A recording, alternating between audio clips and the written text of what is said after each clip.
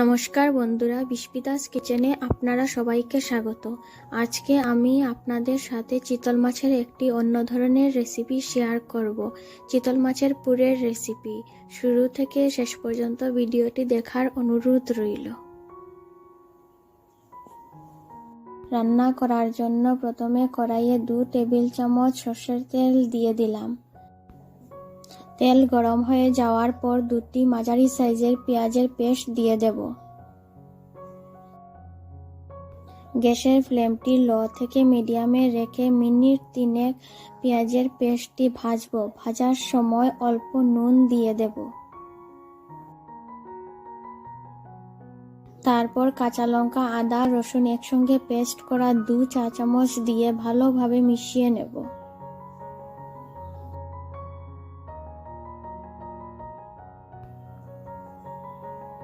পেঁয়াজ রসুনের কাঁচা গন্ধ চলে যাওয়ার পর তাতে হাফ চা চামচ হলুদ গুঁড়ো, 1 চা চামচ কাশ্মীরি লঙ্কা গুঁড়ো, হাফ চা চামচ জিরে গুঁড়ো, 1 চা চামচ ধনে গুঁড়ো আর স্বাদ মতো নুন দিয়ে ভালোভাবে মশলাটিকে কষিয়ে নেব।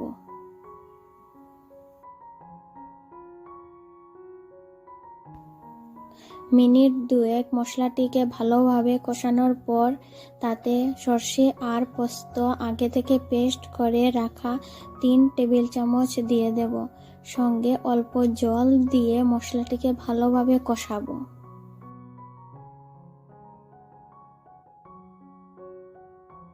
সর্ষে পোস্ত পেস্ট দেওয়ার পর বেশিক্ষণ ভাজার প্রয়োজন নেই। বেশিক্ষণ ভাজলে সর্ষেটা তেতো হয়ে যাওয়ার সম্ভাবনা থাকে, তখন পুরের মশলাটা খেতে একদমই ভালো লাগবে না। মিনিট 3 ভাজার পর মশলাটিকে নামিয়ে নেওয়ার আগে কুচনো ধনেপাতা দিয়ে ভালোভাবে মিশিয়ে নেব। তারপর অন্য একটি পাত্রে নামিয়ে পুরকে ঠান্ডা করে নেব।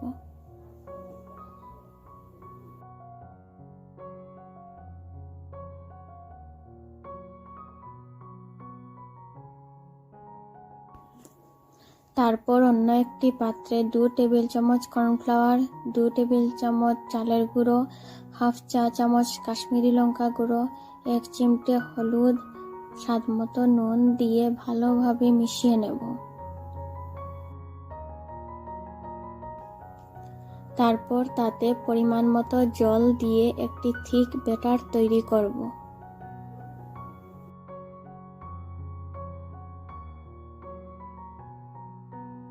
এবার অন্য একটি পাত্রে 6 টুকরো চিতল মাছের পেটি নিয়ে নিয়েছি।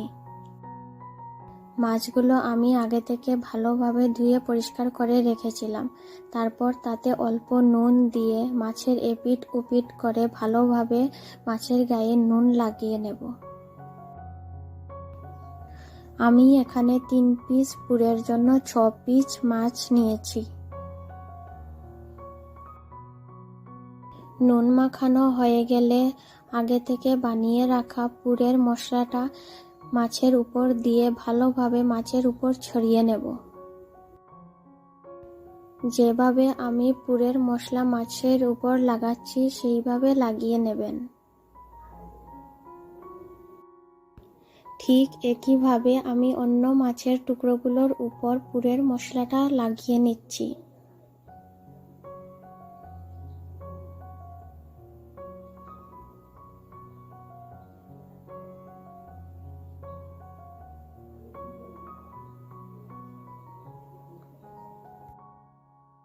এখানে আমি 3 টুকরো মাছের উপর মশলা লাগিয়েছি, আর বাকি যে 3 টুকরো মাছ রয়েছে তার ভিতরের সাইডটি দিয়ে উপরের মশলাটিকে কভার করে নেব।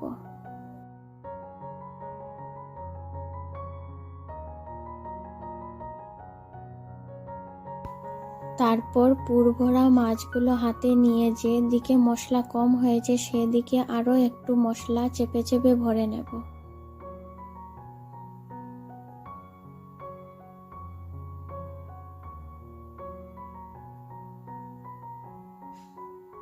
ঠিক একইভাবে বাকি মাছের পিসগুলোতেও পুরের মশলা আবার ভরে নেব।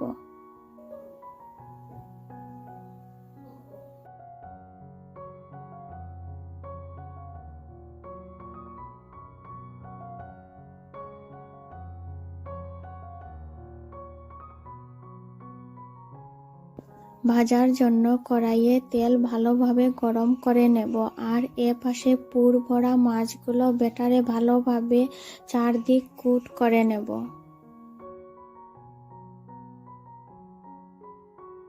ব্যাটারে কোট করা হয়ে গেলে আলতো করে মাছগুলো তেলে ছেড়ে দেব।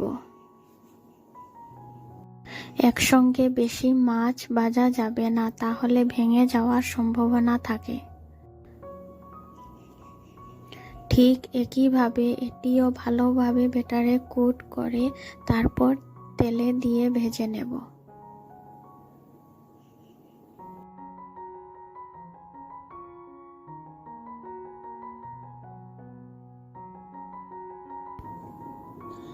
তারপর আলতো করে এপিঠ ওপিঠ ভেজে নেব।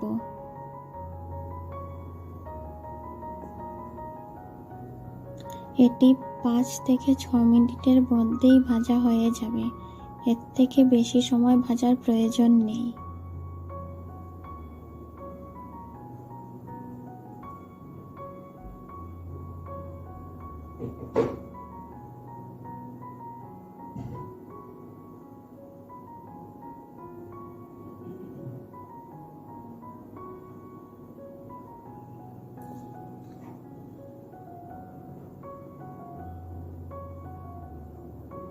ভাজা হয়ে গেছে, এখন নামিয়ে নিচ্ছি। তৈরি হয়ে গেল দুর্দান্ত স্বাদের চিতল মাছের পুর। রেসিপিটি অন্তত একবার ঘরে বানিয়ে নেওয়ার অনুরোধ রইল। আর রেসিপিটি যদি ভালো লেগে থাকে তাহলে ভিডিওতে একটি লাইক আর আমার চ্যানেলটিকে সাবস্ক্রাইব করে নেবেন। ধন্যবাদ।